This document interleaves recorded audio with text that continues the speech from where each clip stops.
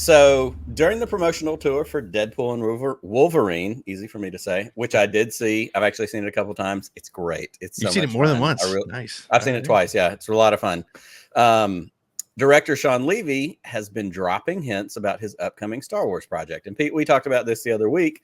We didn't necessarily know there was a Star Wars project. Like this was Right. kind of news. Yeah. It wasn't one of the announced James Mangold or, whatever the other projects were.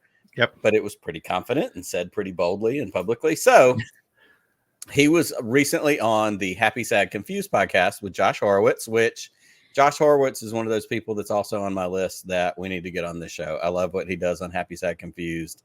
But Shawn Levy was on, and he was asked if he's writing the film with specific actors in mind. Surprised by the question, Levy responded with teasing, sort of yes. Please don't ask a follow-up. He's like, I can't get into it. He's feeling it in the moment. But a few weeks earlier, journalist Jeff Schneider had speculated in his newsletter that Levy's Star Wars movie might feature Rey Skywalker, the recently mentioned Daisy Ridley. And there has been no official word on her involvement other than the Sharmeen Obaid-Chinoy movie that we know is coming and is, I think, starting production or ramping up. So Levy's cryptic response has only fueled further speculation.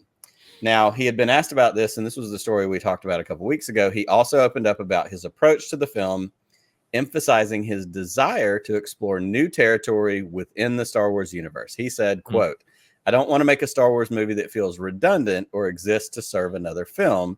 I want to create something that feels true to my vision with themes like the Force connection and the power within us, end quote. So that's all the details we have about this film. There's no release date. There's no title. There's really no confirmation that he's doing it other than he's talking other about than him saying he is.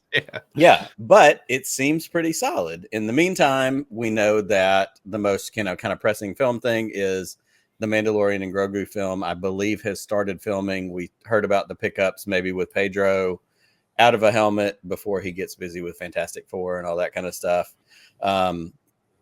So, Pete, Shawn Levy movie, do you want it to involve Rey? Do you want to, branch off into another corner of the galaxy?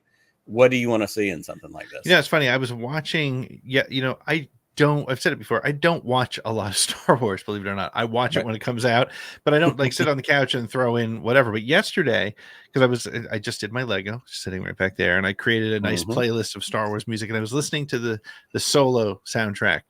And last night I decided to watch Solo, and it struck me, I want to see a movie like on Corellia or someplace we know, but without characters that we know. I don't want something that's got that sort of galactic,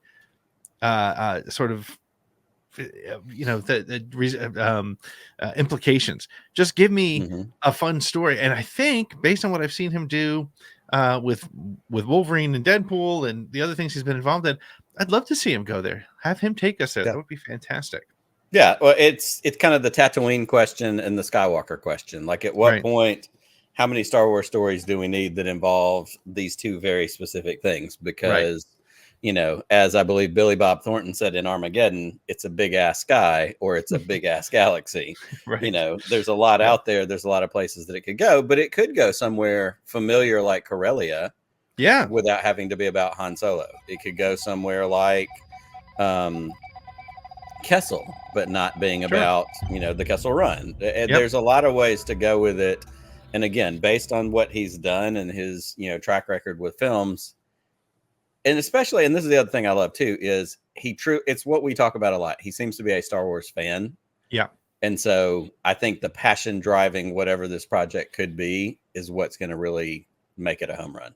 Absolutely. And I think that's what they need. And look, whether you like the Acolyte or not, there's no denying that Leslie Headland was a huge Star Wars fan, and it showed in the story we got. So